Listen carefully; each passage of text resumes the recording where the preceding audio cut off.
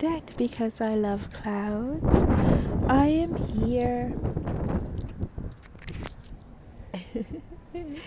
Hi, this is Chapeau Claudette, also known as Cloudette, because I love clouds. And it says it's a poor connection, so I'm gonna start again. Or not.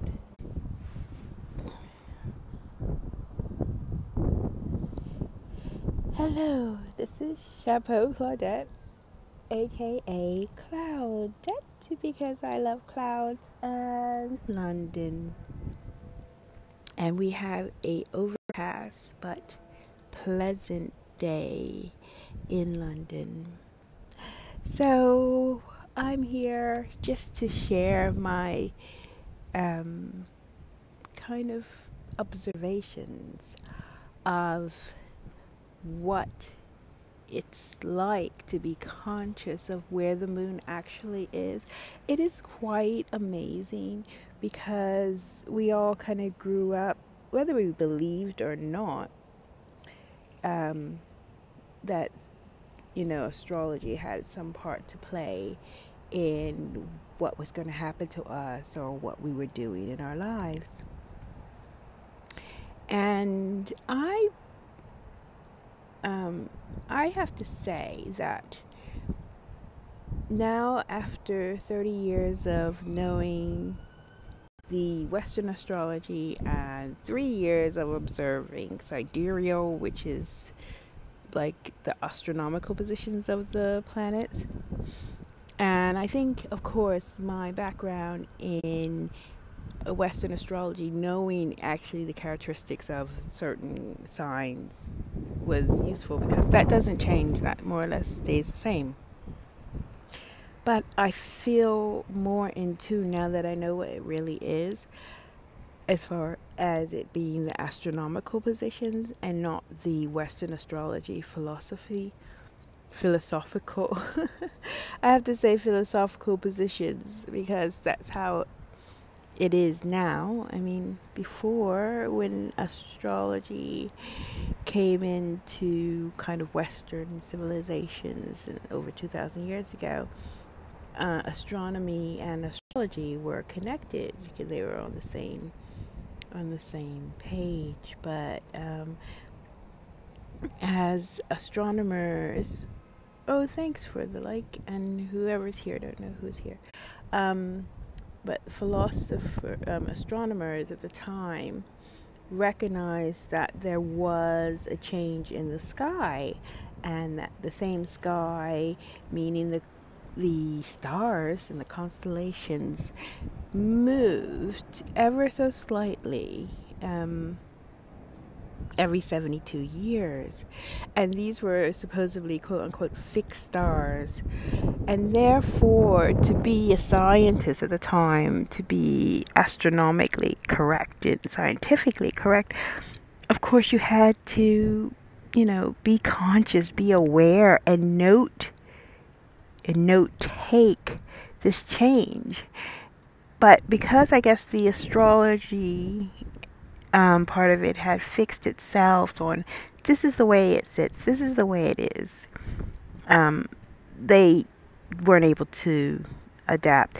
It's quite interesting. I have to inject because I watched a BBC program about Arabic astronomers and the connection to Venice, Italy, and Ptolemy, the one who kind of set up the astrology side, and how, you know, there were like a handful of people at that time who had the equipment or who knew, who had studied. I mean, this took up all your time, this kind of study of the stars. And so there's a few people kind of, you know, having their opinions about things. But what this program told me is, in the end, because of the wars in Arabia or in Egypt, and less money, and I think it was, they said 1492, when supposedly Columbus discovered America. And then I guess the slave trade and all the money that was being made there, they said a lot of the money was in London. And so London was able to support the astronomers like Galileo. So bad with pronunciation. And yeah, he was able to pristine, you know, he was able to work and collect data and, you know, be able to collect all the information in time to study it and be funded by the English establishment, by the founding of America, and all the money that they made off the backs of other people, I have to say. Yeah, and so that was when, in a way, science changed, and, you know, they went into another concept about astronomy and the stars and planets. So, you know, I'm always undecided about whose version is right. I'm just an observer, and that's, in a way, why I just rely on my eyes and the constellations that are known, you know. So if I can look up at the moon, and if there's a clear sky, and I can see that obviously the moon is in Taurus and not in a sign that Western astrology say it's either the sign before or after, then I really like to be conscious of that. And just, you know, to make it short and sweet, this little video, please, if you are curious at any extent, please go and download a app. I think there's a few. There's Star Walk, I use Star Chart, and there's a few others, where it's kind of a GPS system, and you can hold your phone up to the sky and move the screen around and look for the moon, and then you'll see all the stars that are around it. And this is basically a map mirroring what you see in the sky. And this is really, I don't know, this connects me with the sky, and this is why I'm so passionate about Skystrology. And I do a podcast on it almost every day. I mean, every time the moon changes is anyway. So, yeah. So lovely to meet you here. I've got to go now. Wonder if you were able to see the clouds moving slowly. I weren't able to read comments, but I do appreciate you taking time to be here. And it's a special day for me. A little miracle happened today. It's the 18th of July that I have to remember someone very special. And that person remembered me from the other side. It's the reason why I look up to the sky. And two little, what do they call, like those wish things? Oh, I wish I knew what they were. I'll have to put a picture somewhere. It's like these little cotton seed things, because it's quite windy. But two flew into a small crack in my kitchen window and landed together in the pot. Oh, there's one. There's a lot around today. But they landed together in my cooking pot.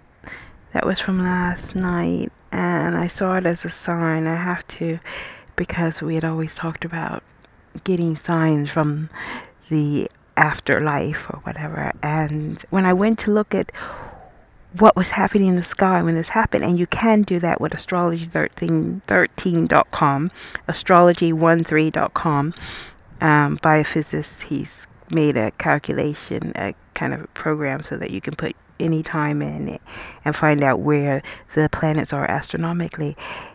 The moon was at 18 degrees Aries, and I'm always finding these numerology things, and I know very little about numerology, but I have found that numbers do play a part and repeat themselves. So it's really about being an observer. Don't keep your eyes closed. Keep your eyes open.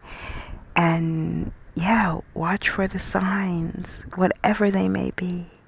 Lots of love from me at Chapeau Claudette, also known as Cloudette, because I can't help but love clouds, no matter what kind they are.